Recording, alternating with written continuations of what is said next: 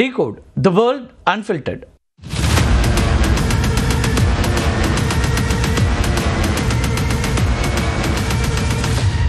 To get to any of us, you will have to get through all of us.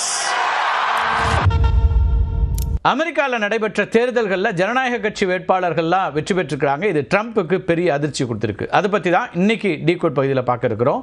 ட்ரம்போட பரம எதிரியாக பார்க்கப்படுற ஜோரான் Mamdani New York நகரத்தினுடைய மேயராக தேர்வு செய்யப்பட்டிருக்கார். அவருடைய தேர்வு அப்படிங்கிறது இந்தியா முழுக்க பேசப்படக்கூடிய ஒன்றாக மாறி இருக்கு. ஏன்னா இந்திய வம்சாவளியை சார்ந்த ஒருத்தர் முதல் இஸ்லாமியர் அங்கே மேயராக தேர்ந்தெடுக்கப்பட்டிருக்கிறாரு. இளவயது கிட்டத்தட்ட 117 ஆண்டுகளுக்கு பிறகு இளவயது ஒரு மேயர் அப்படின்னு பல முதல் விஷயங்கள் அவருக்கு இருக்குது. அதெல்லாம் பார்க்க இருக்கிறோம். வெர்ஜீனியா மாகாணத்தை குடியரசுக் கட்சிகிட்ட இருந்து ஜனநாயக கட்சி தட்டி பறிச்சிருக்கு. அதே போல நியூ ஜெர்சி மாகாணத்தை ஜனநாயக கட்சி தக்க வச்சிட்டு இருக்குது. இந்த தேர்தல் தோல்விகள் அப்படிங்கிறது அதிபர் ட்ரம்புக்கு பெரும் பின்னடைவாக பார்க்கப்படுது.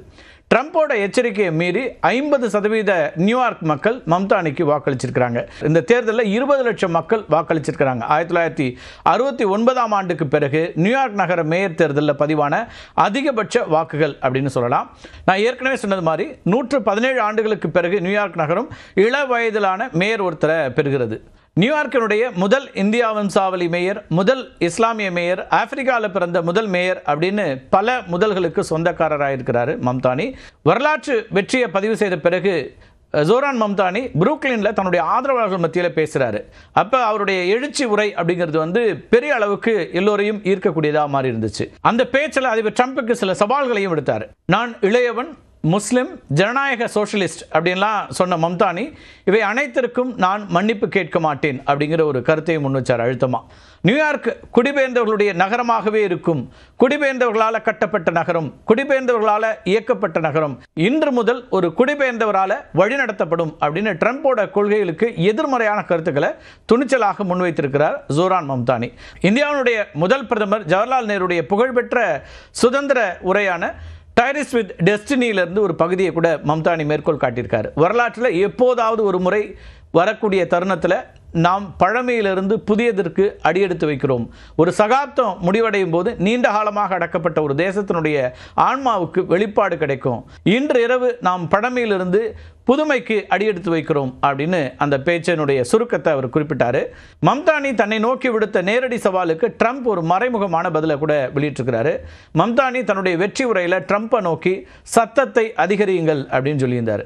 இதுக்கு அண்ட் சோ இட் பிகின்ஸ், அதாவது இப்போதே தொடங்குகிறது அப்படின்னு தன்னுடைய ட்ரூத் சோஷியல் தளத்தில் குறியீட்டு செய்தியை பதிவு செய்திருக்கிறாரு ட்ரம்ப்.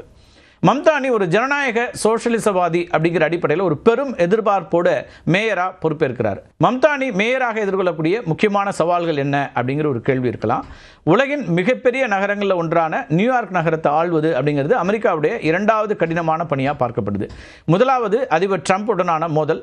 அதிபர் ட்ரம்ப் மம்தானியை ஒரு கம்யூனிஸ்ட் அப்படின்னு ஏற்கனவே முத்திர குத்தி அவர் வெற்றி பெற்றால் நியூயார்க் நகரத்திற்கு வரக்கூடிய மத்திய அரசினுடைய நிதி, ஃபெடரல் கவர்மெண்ட்டினுடைய நிதி தடுக்கப்படும் அப்படின்னு பகிரங்கமாக எச்சரிக்கை கொடுத்திருந்தார். இது நடந்துருச்சுன்னா நகரத்தினுடைய பட்ஜெட், அது மட்டும் இல்லாமல் பெரிய உட்கட்டமைப்பு திட்டங்கள், இன்ஃப்ராஸ்ட்ரக்சர் ப்ராஜெக்ட்ஸ் இருக்கு இல்லையா, இதெல்லாம் கடுமையாக பாதிக்கப்படும். மம்தானியினுடைய பல முக்கிய திட்டங்களுக்கு நியூயார்க் ஆளுநர் கேத்தியினோட அனுமதி தேவை. குறிப்பாக பெரும் செல்வந்தர்கள் மீதான வரி உயர்வு, வாடகை கட்டுப்பாடு போன்ற திட்டங்களை கேத்தி ஆதரிக்கவில்லை. மம்தானி தன்னுடைய செயல் திட்டங்களை செயல்படுத்துவதற்கு ஆளுநரோட கடுமையான பேச்சுவார்த்தை நடத்த வேண்டியிருக்கலாம்.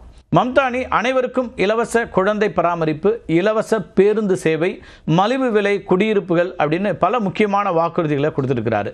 இந்த திட்டங்களுக்கு நிதி அளிக்க அவர் சொன்னபடி பெருநிறுவனங்கள், அது மட்டும் இல்லாமல் செல்வந்தர்கள் மேல புதிய வரிகளை வெற்றிகரமாக அமல்படுத்தியாக வேண்டிய ஒரு தேவை இருக்கு. இது ஒரு பக்கம் இருக்க, நியூயார்க்கு போலவே ஆளுநர் தேர்தல் நடந்த 2 மாநிலங்களிலும் குடியரசுக் கட்சி தோல்வியை சந்திச்சிருக்கு. இந்த தேர்தல்கள் ட்ரம்புடைய 2024 2வது முறையாக அதிபரான பிறகு நடந்த முதல் முக்கிய மாநில தேர்தல்கள் அப்படிங்கிற இடத்துல இருந்து அவருக்கான ஒரு மக்கள் தீர்ப்பாகவும் இது பார்க்கப்படுது. வெர்ஜீனியா ஆளுநர் பதவிங்கிறது குடியரசுக் கட்சியை சார்ந்த கிளன் யங்கோட வசம் இருந்துச்சு. தற்போது நடைபெற்ற தேர்தலில் ஜனநாயக கட்சியினுடைய அபிகேல் ஸ்பான்பர்கர் அப்படிங்கிறவர் தான் வெற்றி பெற்றிருக்கிறார். அவர் வெர்ஜீனியாவுடைய முதல் பெண் கவர்னர் அப்படிங்கிற பெருமையை பெற்றிருக்கிறாரு. குடியரசுக் கட்சியிலிருந்து ஜனநாயக கட்சிக்கு இந்த மாநிலம் மாறியதுங்கிறது ட்ரம்ப் கட்சிக்கு மிகப்பெரிய அரசியல் தோல்வியாக பார்க்கப்படுது. அதே போல நியூ ஜெர்சியினுடைய கவர்னர் பதவியை ஜனநாயக கட்சி தக்க வச்சிட்டு இருக்குது.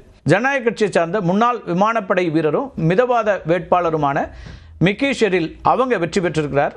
நியூஜெர்சி தொடர்ந்து 3வது முறையாக ஜனநாயக கட்சியினுடைய கைகளுக்கு போயிருக்குது. இது 1961ஆம் ஆண்டுக்கு பிறகு ஜனநாயக கட்சி, அதாவது டெமோக்ராட்டிக் பார்ட்டிக்கு கிடைச்ச அரிதான ஹேட்ரிக் வெற்றி அப்படின்னு பார்க்கப்படுது. வேட்பாளராக எனது பெயர் இல்லாததே இந்த படுதோல்விக்கு காரணம் அப்படின்னு ட்ரம்ப் புதுசாக ஒரு விளக்கத்தை கொடுத்திருக்கிறாரு.